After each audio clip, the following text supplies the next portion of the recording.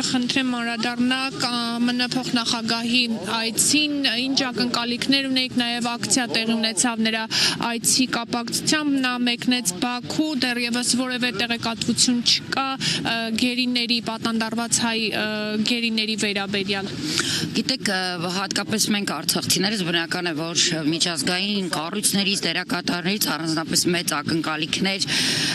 դեռևս չունենք, որովհետև այն ինչ որ մենք տեսանք 2020-ի եւ դրա հաջորդող տարիներին, մասնավորապես տեղահանման ժամանակ միջազգային այդ համատարած լռությունը, իհարկե նաև Հայաստանի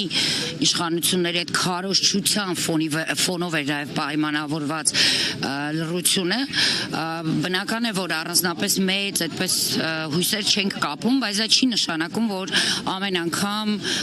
մենք պիտի համակերպվենք դրա հետ ու չփորձենք բարձրացնել այդ պահանջը, այդ ձայնը, ինչը եւ փորձեցինք եւ դրա նախորդող օրերին անել, եւ մարդու իրավունքների այդ հանձնակատարի երբ այցելել էր ԱԺ, նաեւ Վենսի նախագահական գալու օրը գիտեք, ես կարծում եմ, որ ցանկացած պարագայում պիտի անընդհատ ուշադրության կենտրոնում պահել միջազգային հանրության այդ ուշադրությունը Հայաստանի վրա, հատկապես մասնավորապես հումանիտար խնդիրների վերաբերյալ, որովհետև ակնհայտ է, ինչքան էլ էս իշխանությունները ներկայացնեն, որ իրենք լուռ ինչ-որ աշխատանքներ են անում, մենք շատ լավ գիտակցում ենք, որ հենց իրենց ձեռքով բոլոր հումանիտար խնդիրները վերածվեցին քաղաքական հարցերի եւ սկսեց քաղաքական ինչ-որ վաճառք տեղի ունենալ դրանց շուրջառու վաճառք, ինչը եւ անում է ներկայիս վարչապետը, ինչը երեք ըստ էության իր ոչինչ չասող հարցազրույցի մեջ հանրայինին եւս մեկ անգամ փաստեց իր հարցազրույցի ընթացքում եւ ամեն դեպքում հուսացած ենք, որ Ամերիկայի Միացյալ Նահանգները նաև իր այդ բռնած ուղով գնալու այդ ճանապարհին կփորձի երևի թե ինչ որ մի բան անել եւ հուսով ենք, որ մեր հայրենակիցները այս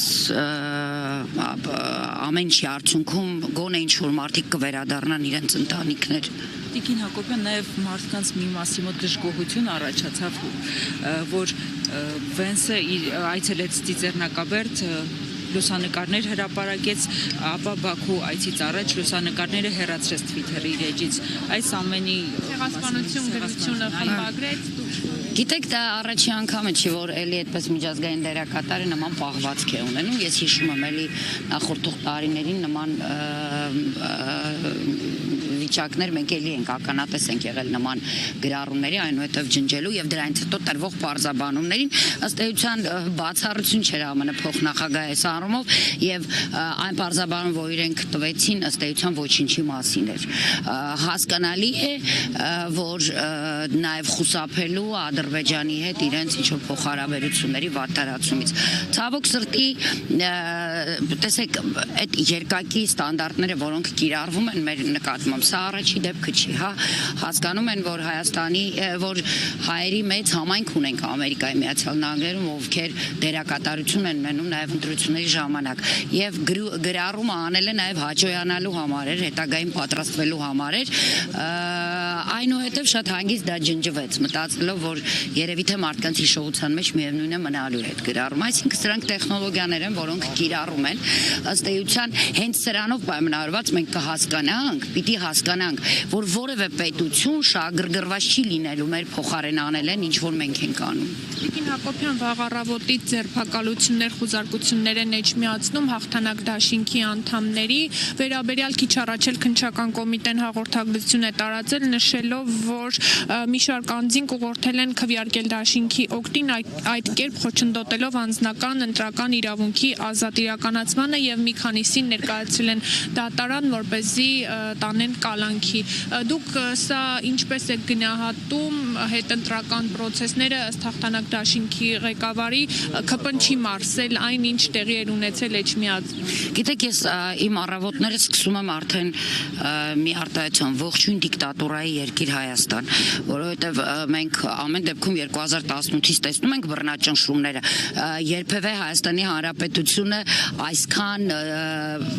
քաղաքբանտարկյալներ չէր ունեցել, մենք ամեն անգամ փաստում ենք, որ մոտ 7 տասնյակ քաղբանտարկյալներ ունենք։ Շատերի մասին նաև մենք էլ տեղեկացված չենք, որոնք հենց այդ իշխանությունների չհամաձայնվելու արդյունքում այսօր քաղբանտարկյալ են։ Տեսեք, Գյումրին չմարսեցին։ Մենք տեսանք ինչ տեղի ունեցավ, հա։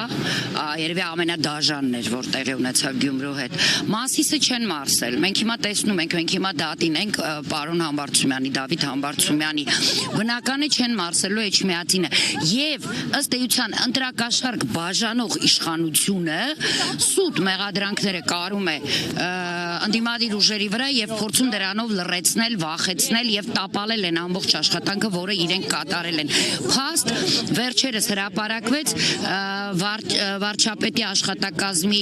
ընդամենը 60 ռիլս նկարելու համար, ինչ որ մի ԱԶ-ի տրամադրված 6 միլիոն դրամը փոխանցված, բյուջեից փոխանցված։ Ստացվում է, որ այս մարտիկ ընտրակաշառքը բյուջեից են տալիս։ Սրանք գոնե ակնհայտ փաստեր են։ Իսկ դուք ինձ ցույց տվեք կամ որևէ մեկը թող ցույց տա ընդդիմադիր դաշտից որևէ ապացուցված ընտրակաշառքի դեպք,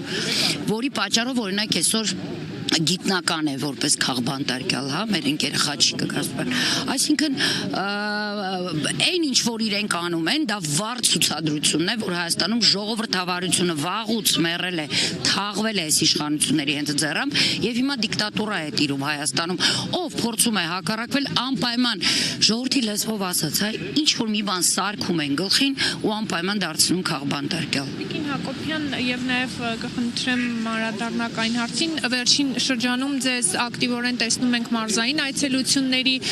ժամանակ, ուզում եմ հասկանալ դուք եւս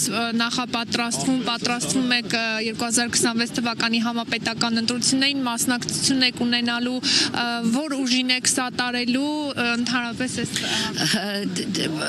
եթե այդպես լիներ, եթե սա ինչ որ նախընտրական գործընթացներ, մենք նույն բանը 2024-ին ենք արել, բայց սրբազան պայքարը երբ սկսվեց, այն ժամանակ կիսատ մնացին մեր այդ հանդիպումները, հասցրեցինք լինել ընդամենը 5 մարզերում։ Հիմա նախ եւ առաջ լրացնում ենք բացը, այնուհետեւ նպատակ ունենալով նորից կրկին անցնել են նույն մարզերով, որտեղ եղել ենք։ Իհարկե մեր հնարավորությունները, ինչքանով որ դա թույլ կտա կազմակերպել այդ հանդիպումները, ոչ, այս միտքը վաղուց կար իրականում, որովհետեւ այն բոլոր ահազանգերը, որ ես էի ստանում արցախցիների կողմից, դա շատ մտահոգիչ էր եւ իրականում ոչ հեռախոսով, ոչ այդպես հեռավար կապով հնարավոր չէր լինում շատ հարցեր հասկանալ ուղղակի եւ դրանից ելնելով որոշեցինք, որ պետք է հանդիպել ու դուք չեք պատկերացնի մենք ինչեր ենք հայտնաբերում, դուք չեք պատկերացնի իրականությունը ինչպիսին է արցախցիների այսօր, ինչ դաժան ու ծանր սոցիալական վիճակում են գտնվում, ինչքան անարդարությունների այս փաստաթղթային բյուրոկրատիան, որը կեղծ արվում է, մարդիկ չեն կարողանում արդեն քաղաքացիություն ստանալ, որովհետև այս իշխանությունները վախեցած են, որ արցախցիները քաղաքացիություն ընդունելու պարագայում բնական է իրենց չեն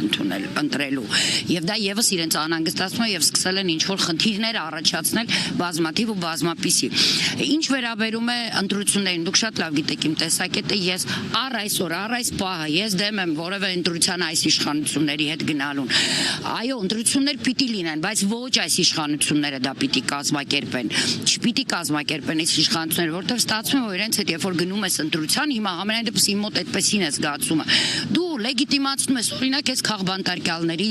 այս իրավիճակը, հա, եւ այն բոլոր հարցերը, որոնք մենք ունենք, եւ ինչու մենք պետք է ընդունենք կամ մեր հասարակությունը հանկարծ ունենա այն ընկալումը, որ այս իշխանությունները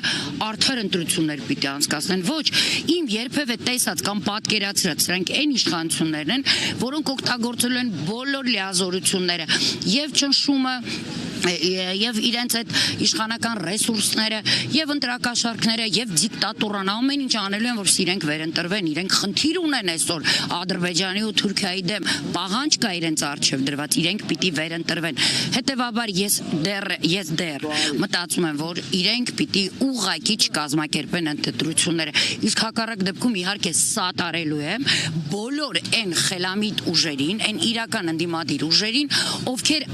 իրականում ճիշտ հաշվարկված քայլերով փորձելու են հեռացնել այս իշխանություններին։